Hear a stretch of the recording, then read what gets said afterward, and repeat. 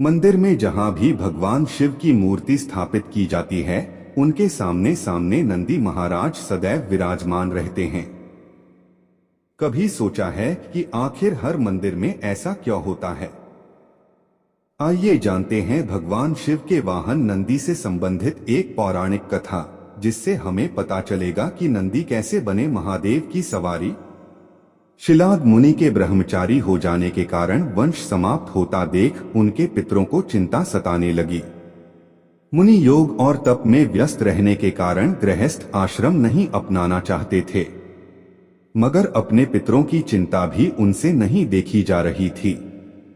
शिलाद मुनि ने अपने तप से इंद्र देवता को प्रसन्न करके उनसे जन्म और मृत्यु से हीन पुत्र का वरदान मांगा, परंतु इंद्र ने यह वरदान देने में असमर्थता प्रकट की और भगवान शिव को प्रसन्न करने के लिए कहा। भोले बाबा ने शिलाद मुनि के तप से प्रसन्न होकर स्वयं शिलाद पुत्र के रूप में प्रकट होने का वरदान दिया। कुछ समय बाद भूमि की जोताई करते वक्त शिलाद को एक बालक मिला। शिलाद ने उसका नाम नंदी रखा। भगवान शंकर ने मित्र और वरुण नाम के दो मुनि शिलाद के आश्रम में भेजे, जिन्होंने नंदी के अल्पायु होने की भविष्यवाणी की। नंदी को जब यह ज्ञात हुआ तो वह महादेव की आराधना से मृत्यु को जीतने के लिए वन में चला गया।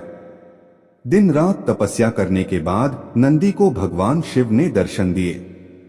शिवजी ने नंदी से उसकी इच्छा पूछी तो नंदी ने कहा कि मैं पूरी उम्र सिर्फ आपके साथ ही रहना चाहता हूं। शिवजी ने उन्हें गले लगा लिया।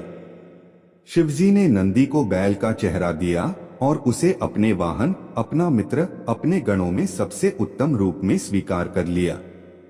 भगवान शंकर ने उमा की सम्मति से संपूर्ण गणों, गणेशों व वेदों के समक्ष गणों के अधिपति के रूप में नंदी का अभिषेक करवाया। अभिषेक होने के बाद नंदी बन गए नंदीश्वर। तभी से हर शिव मंदिर में भोले बाबा की प्रतिमा के सामने नंदी महाराज अवश्य विराजते हैं।